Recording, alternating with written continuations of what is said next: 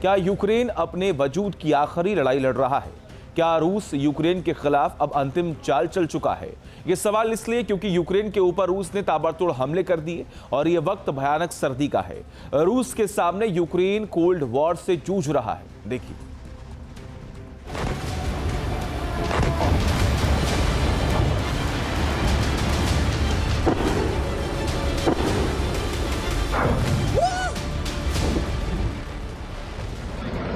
रूस का भीषण हमला, जंग का सबसे सर्द नतीजा।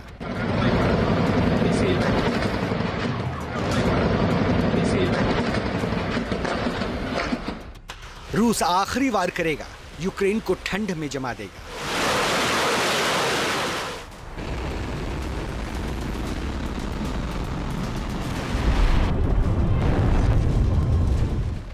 पुतिन का विंटर आक्रमण, टेंशन में G7।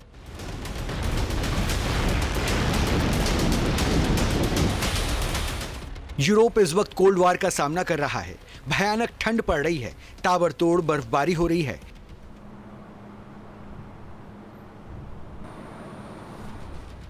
हाड़ कपाने वाली सर्दी पड़ रही है। पूरा इलाका किसी फ्रीजर की तरह नजर आ रहा है।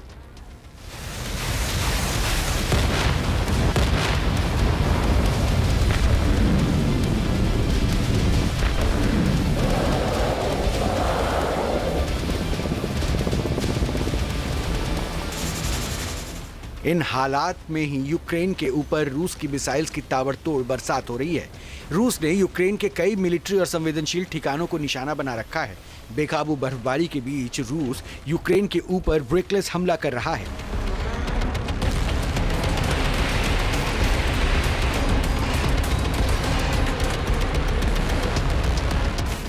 एक तरफ यूक्रेन की राजधानी कीव में पिछले कुछ साल की सबसे ठंडी सर्दियों में से एक का प्रकोप जारी है। दूसरी तरफ रूस उसके महत्वपूर्ण ऊर्जा बुनियादी ढांचों को जमींदोज कर रहा है।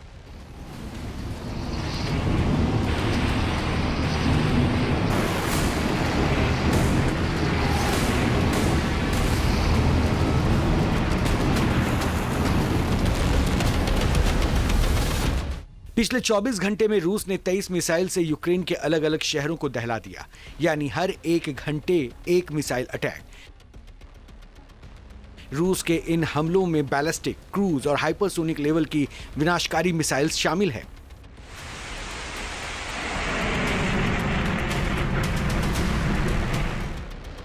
रूस ने यूक्रेन के खिलाफ 10 Iskander M ballistic missile, 6 cruise missile, 2 Iskander K cruise missile, 2 Kinzhal hypersonic aeroballistic missile, Zircon missile और 1 KH क्रूज मिसाइल से भी कीव के साथ ही यूक्रेन के करीब 5 शहरों में तमाम सिस्टम को नेस्तनाबूद कर दिया।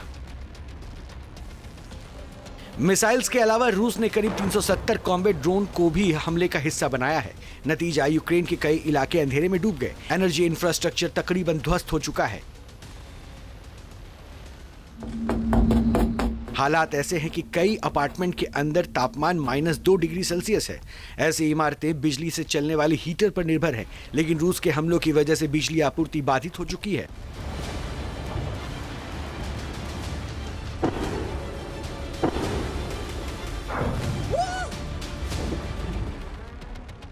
मिसाइल अटैक के बाद कीव के एक बिजली संयंत्र में बाढ़ आ गई। यूक्रेन के बचाव गोताखोरों ने -15 डिग्री सेल्सियस और बर्फीले पानी का सामना करते हुए 6 दिनों में इस संयंत्र की मरम्मत की है। रूस ने यूक्रेन की बिजली ग्रिड, थर्मल पावर प्लांट और गैस उत्पादन केंद्रों पर मिसाइल्स और ड्रोन से कई बार हमले किए, जिसके बाद यूक्रेन की बिजली उत्पादन क्षमता गिरकर मात्र 14 गीगावाट हो गई। साफ है कि रूस ने यूक्रेन के खिलाफ विंटर वॉर छेड़ दिया है।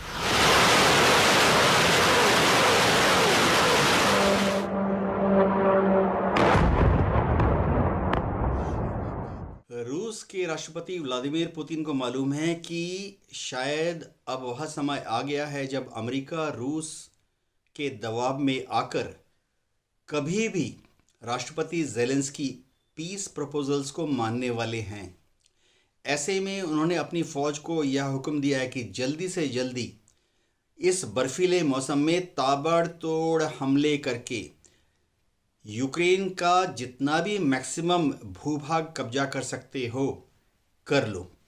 उन्होंने अपनी फ़ौज को ये कहा है कि हर फ्रंट पर पूर्व से पश्चिम में बढ़ते हुए नाइपर रिवर की तरफ कहीं पे 5 किलोमीटर कहीं पे 10 किलोमीटर घुस जाओ, ताकि जब सीज फायर की टॉक्स हों तो पीस टेबल पर पुतिन मजबूती से जेलेंस्की को दबाकर ज़्यादा से ज़्यादा भूक्षेत्र जो है वो रूस के साथ रख पाएं।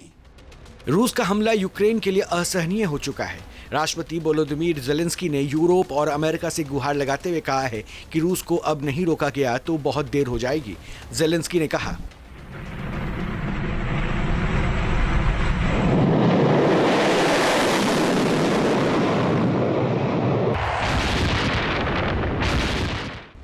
यूक्रेन से आने वाली तस्वीरें बता रही है कि रूस ने योजनाबद्ध तरीके से विंटर वॉर का आगाज किया। मकसद साफ है, यूक्रेन की ऊर्जा व्यवस्था को पंगु करना और फिर जेलेंस्की को घुटने टेकने पर मजबूर कर देना।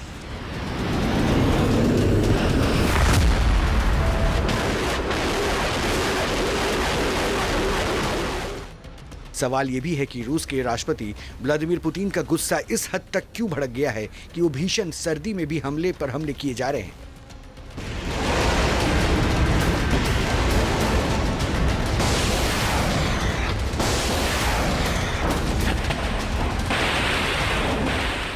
दरअसल जनवरी महीने में वर्ल्ड ऑर्डर पूरी तरह से बिगड़ गया है, जिसके बाद जेलेंस्की ने रूस के खिलाफ कूटनीति को और भी हमलावर बना दिया है।